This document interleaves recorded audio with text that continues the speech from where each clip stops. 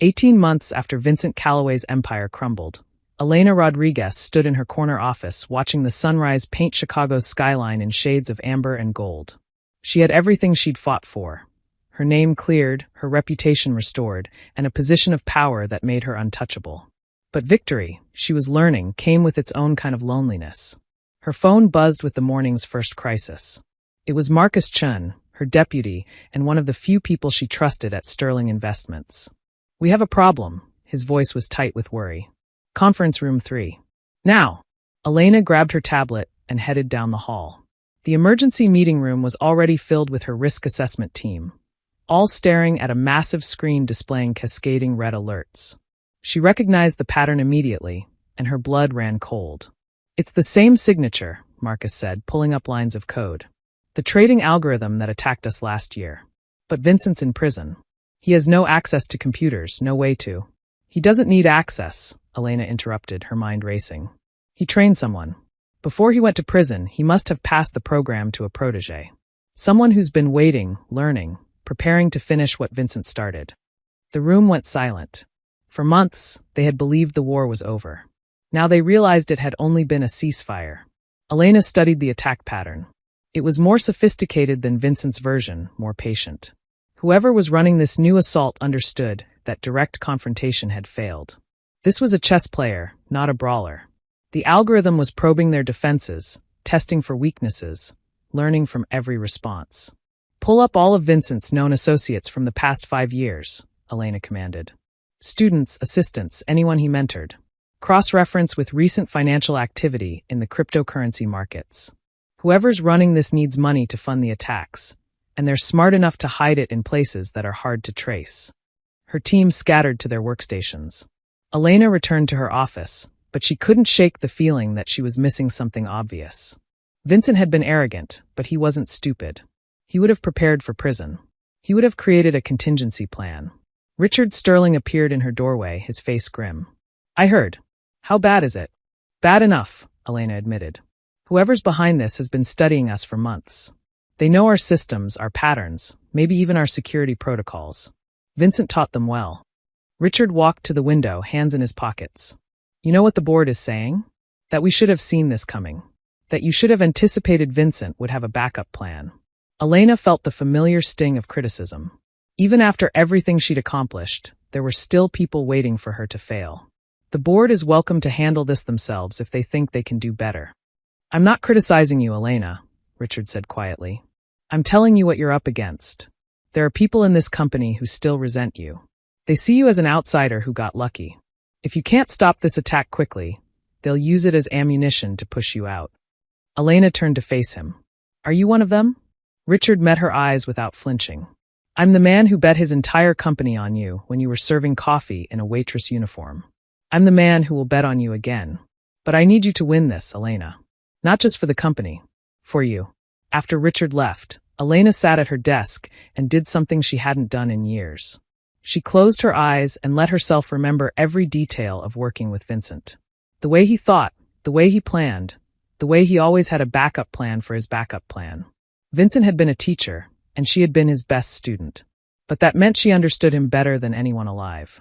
The answer came to her suddenly, with the clarity of a lightning strike. Vincent hadn't trained a protege after he knew he was caught. He had trained someone years earlier, before Elena had ever discovered his crimes. Someone who had been there all along, watching, learning, waiting. Elena's fingers flew across her keyboard, pulling up records from her time at Stratton Financial, Vincent's old firm. She filtered by employees who had left voluntarily in the 6 months before Vincent's arrest, people who would have seen the storm coming and positioned themselves to survive it. One name appeared on her screen, and Elena's breath caught in her throat. Daniel Reeves. Vincent's former assistant, the quiet young man who had always been in the background, taking notes, running errands, invisible. Elena remembered him vaguely. Mid-20s, brilliant with computers, always arriving early and leaving late. He had resigned 2 weeks before Elena confronted Vincent about the stolen money. She pulled up Daniel's current information and felt her stomach drop. He didn't exist. No social media, no tax records, no employment history after leaving Stratton Financial. He had vanished as completely as Elena herself had once vanished. But nobody truly disappeared in the digital age. They just learned to hide better. Elena spent the next 6 hours tracing the ghost of Daniel Reeves. She found fragments, a deleted LinkedIn profile recovered from an archive, a single photograph from a Stratton Financial holiday party, a forwarding address in the Cayman Islands that led to a shell corporation. Each piece was small, but together they painted a picture of someone who had planned his disappearance as carefully as Vincent had planned his crimes. Finally, she found it. A cryptocurrency wallet that had received funds from one of Vincent's hidden accounts the day before his arrest. The wallet had been dormant for months, then suddenly became active again 6 weeks ago, right when the attacks on Sterling Investments had begun. Daniel Reeves wasn't just Vincent's protege. He was Vincent's insurance policy, his revenge from beyond the prison walls. Elena leaned back in her chair, exhausted but energized. The enemy had a name now. The ghost had a face. And Elena Rodriguez had never lost a fight once she knew who she was fighting. She picked up her phone and called Marcus. "I know who it is," she said. "And I know how we're going to stop him. But you're not going to like it." "Try me," Marcus replied. Elena smiled, a predator's smile. "We're going to let him win." The Sterling Investments trading floor buzzed with controlled chaos as Elena's plan unfolded. For 2 weeks, she had been deliberately weakening their defenses, creating vulnerabilities that Daniel Reeves's algorithm could exploit. To the outside world, it looked like Sterling was struggling. Stock analysts were starting to ask questions. The board was growing nervous. Only 5 people knew the truth: Elena, Richard, Marcus, and 2 senior programmers Elena had personally vetted. Everyone else, including most of Sterling's executive team, believed the company was genuinely under siege. "You're playing a dangerous game," Richard said during one of their private strategy sessions. "If the board finds out you're intentionally losing money to set a trap, they'll have you removed before you can explain." Elena didn't look up from her screens. "The board will thank me when this is over. Right now, I need Daniel to believe he's winning. I need him to get confident, even arrogant. Arrogance makes people careless." She had studied Daniel's attack patterns obsessively, learning his rhythms and preferences. He attacked mostly at night, suggesting he was operating from a different time zone. He favored European markets, which meant he was probably somewhere in Europe or working European trading hours. His algorithm showed a preference for commodity futures, which told Elena he had expanded beyond Vincent's original programming. Daniel Reeves had grown more sophisticated than his teacher. That made him more dangerous, but it also made him predictable in new ways. Marcus entered the war room carrying coffee and looking exhausted. "The losses are adding up, Elena. We're down $300 million in 2 weeks. At what point does letting him win become actually losing?" "When I say so," Elena replied calmly. She pulled up a new screen showing a complex web of financial connections. "Look at this. Every time Daniel scores a win, he moves money through this network of accounts. Small amounts, carefully distributed to avoid detection. But he's building towards something. A big play."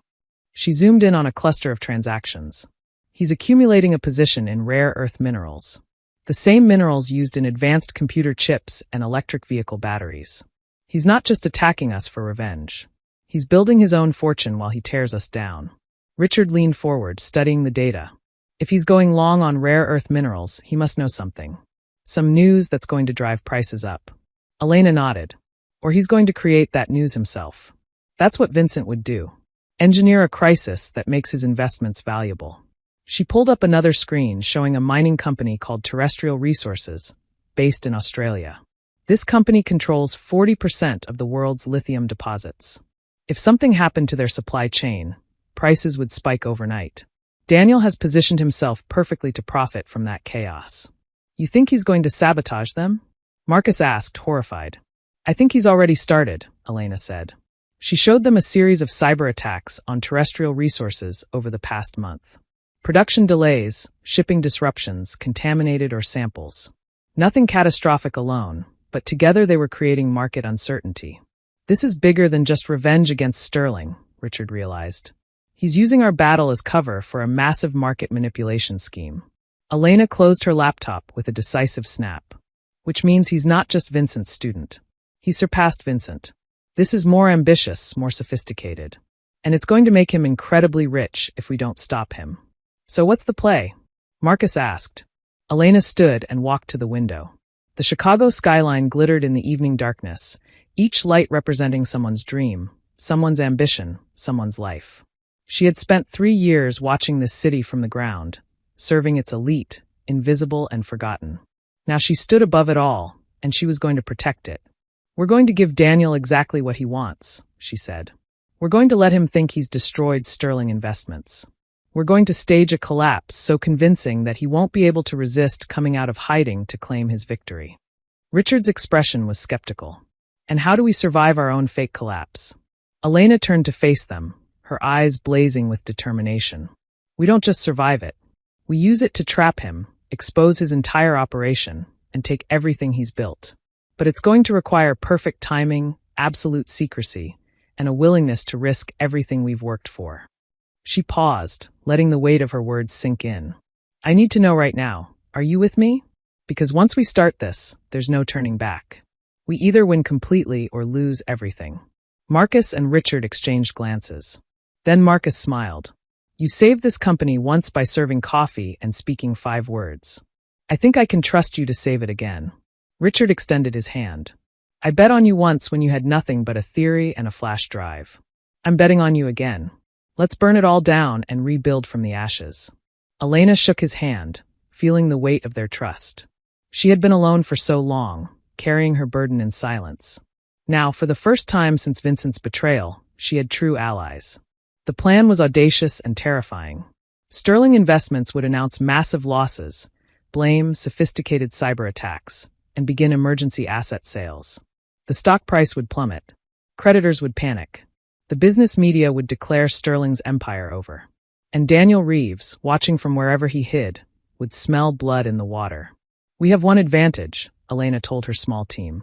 "Daniel thinks I'm like Vincent, that I'm smart but ultimately predictable.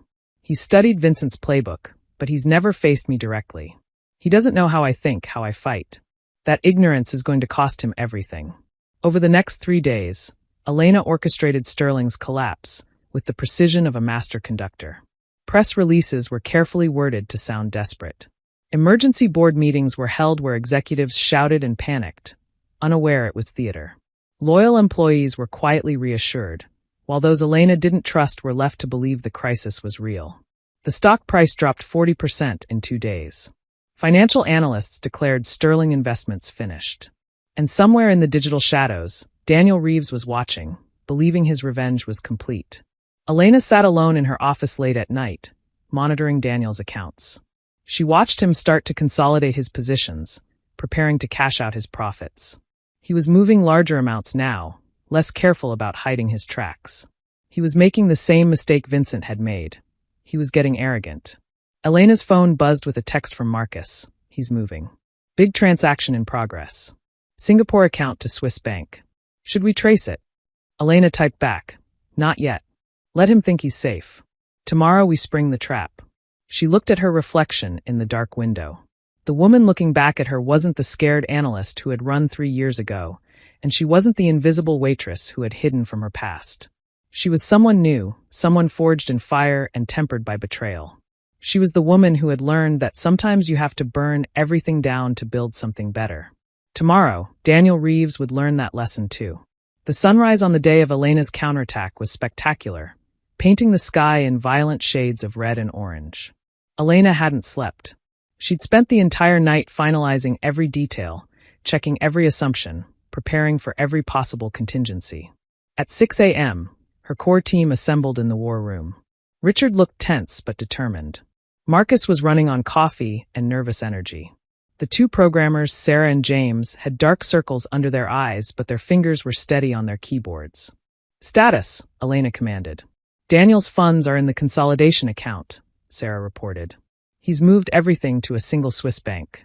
Total value, $2.3 billion. Elena felt a grim satisfaction. Daniel had made himself vulnerable by putting all his resources in one place. He thought the game was over, that he'd won. He was wrong. He scheduled a transfer for 9 a.m. Eastern Time, James added. "Once that money moves to his final destination accounts, it'll be scattered across 100 different banks in 50 countries. We'll lose him forever." "We're not going to lose him," Elena said calmly. "Sarah, execute phase 1. Sarah's fingers danced across her keyboard. On the main screen, lines of code began flowing like digital rivers. I'm accessing Sterling's trading systems, making them visible to external monitoring. It'll look like we've been hacked. Phase 2, Elena continued. James, deploy the mirror program. James launched the program Elena had spent weeks developing. It was a masterpiece of deception. A fake version of Sterling's trading algorithm that would appear to be their real system, complete with all their positions, strategies, and vulnerabilities. He's watching, James said suddenly. Someone just accessed our compromised systems. They're downloading our trading data. Let them, Elena said. Give them everything they think they want. Daniel Reeves was taking the bait. He was looking at Sterling's systems, seeing what appeared to be their entire operation laid bare. What he didn't know was that everything he was seeing was carefully crafted fiction. Elena's phone rang. Unknown number. She answered on speaker so everyone could hear. Miss Rodriguez. The voice was young, confident, with a slight British accent. I assume you're wondering who's been making your life difficult. Elena's team froze. Richard mouthed, record this. Daniel Reeves, Elena said calmly. I was wondering when you'd introduce yourself. There was a pause, and Elena could hear the surprise in the silence. Daniel had expected confusion, fear, or anger. He hadn't expected her to already know his name. You're more resourceful than Vincent gave you credit for, Daniel finally said. He always spoke of you as his greatest disappointment, the brilliant protégé who developed a conscience and destroyed herself. I'm calling to tell you that I've finished what he started. Sterling Investments is dead. Your reputation will die with it. And there's nothing you can do to stop me. Elena leaned forward, her voice deadly calm. You're wrong about 3 things, Daniel. First, Vincent didn't start anything. He was a thief and a coward who let others take the fall for his crimes. Second, Sterling Investments isn't dying. It's bait. And third, she paused for effect, I can stop you. I already have. Brave words from someone whose company is bleeding money, Daniel laughed. I've been inside your systems. I've seen everything. You're finished. You've seen what I wanted you to see, Elena replied. Every vulnerability you exploited, every weakness you found, I created them. I've been feeding you false information for weeks. You think you've won $2.3 billion?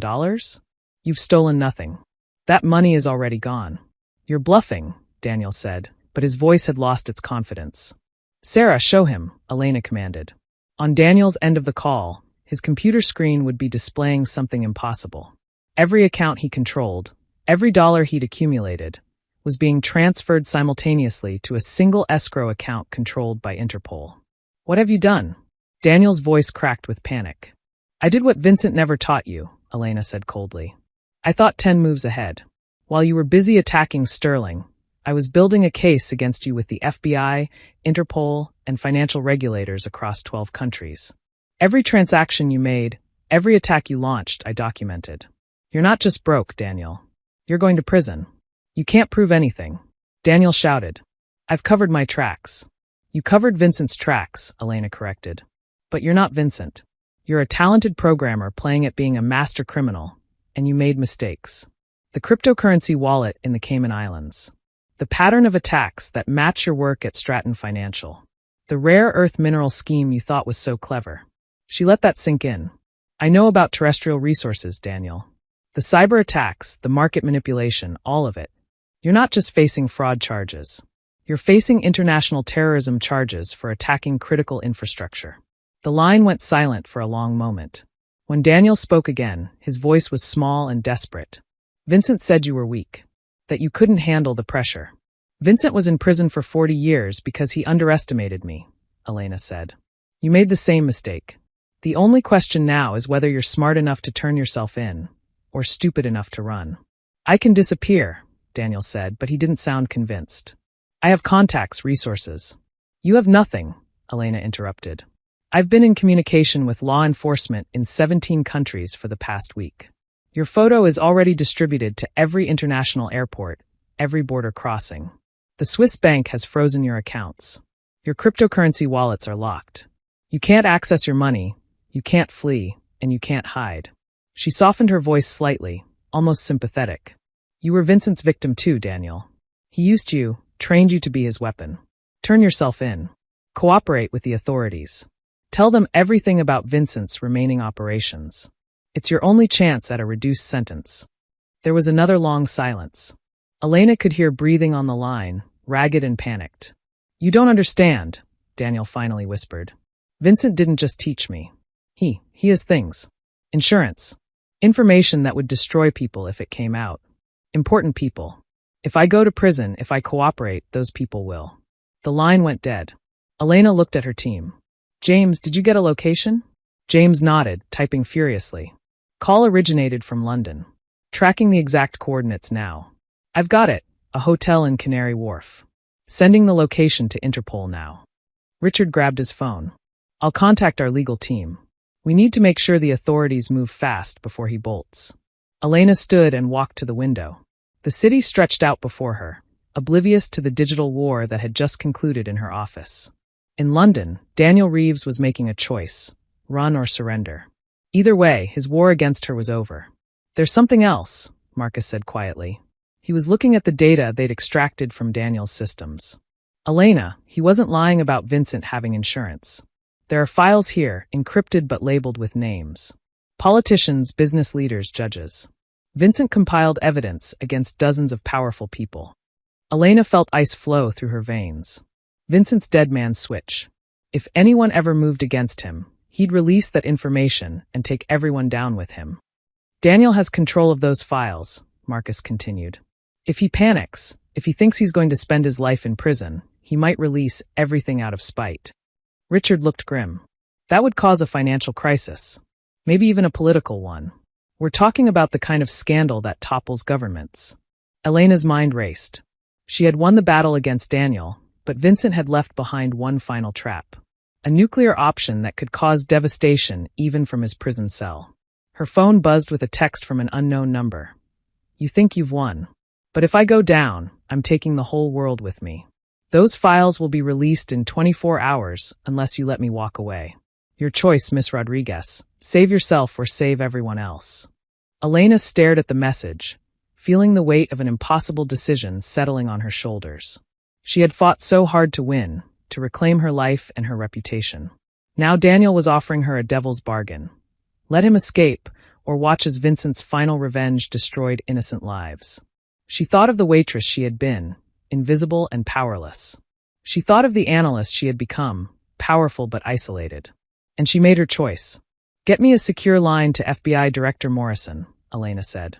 And someone find out where Vincent Calloway is being held. We're going to need him. Her team stared at her in shock. You want to talk to Vincent? Richard asked. After everything he did to you? I don't want to, Elena said quietly. But I'm the only person who might be able to convince him to give up the encryption keys to those files. And we have less than 24 hours to make it happen. She looked at the message on her phone again, at Daniel's ultimatum. This isn't about revenge anymore. It's about protecting innocent people from the mess Vincent and Daniel created. So yes, I'm going to talk to the man who destroyed my life. Because it's the right thing to do. The federal prison was exactly as bleak as Elena had imagined. Gray walls, harsh fluorescent lights, and the constant echo of locked doors clanging shut.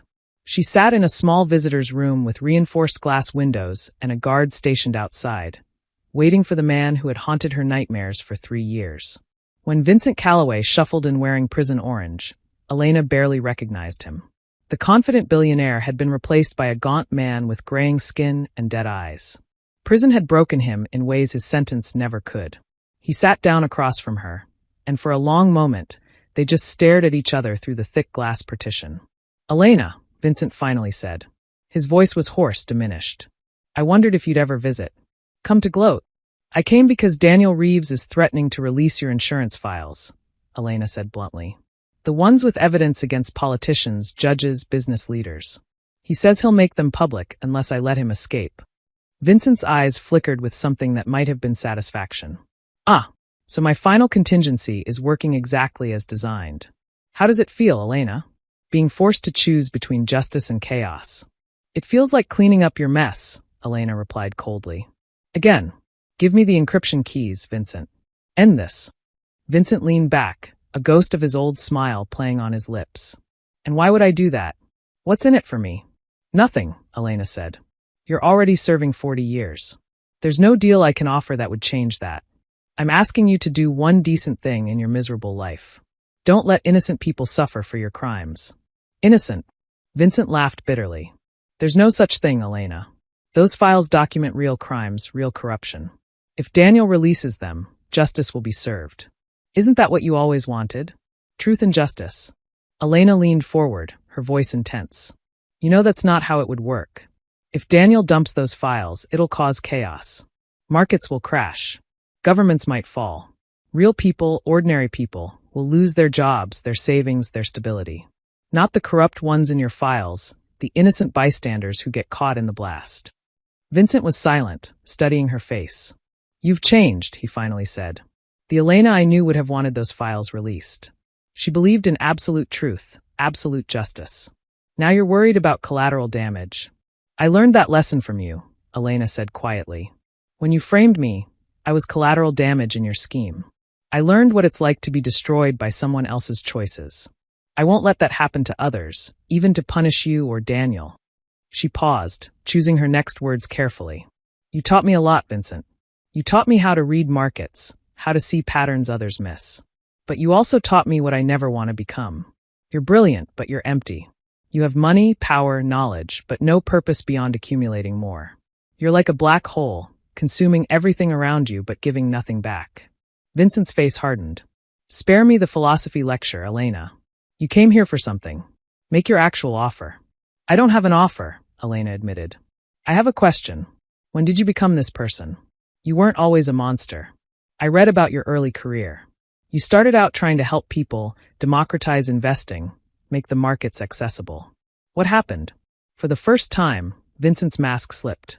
Something human and wounded flickered across his face. I discovered that good intentions don't matter. The world rewards predators, not healers. I could spend my life trying to help people and die poor and forgotten, or I could take what I wanted and die powerful. I chose power. And now you're in prison, Elena said. Alone. Forgotten. Was it worth it? Vincent didn't answer, but his silence was answer enough. Elena pulled out a photograph and pressed it against the glass. It showed a young woman, maybe 25, smiling at the camera. This is Sarah Chun, one of my programmers. She's brilliant, dedicated, and she has a 6-year-old daughter.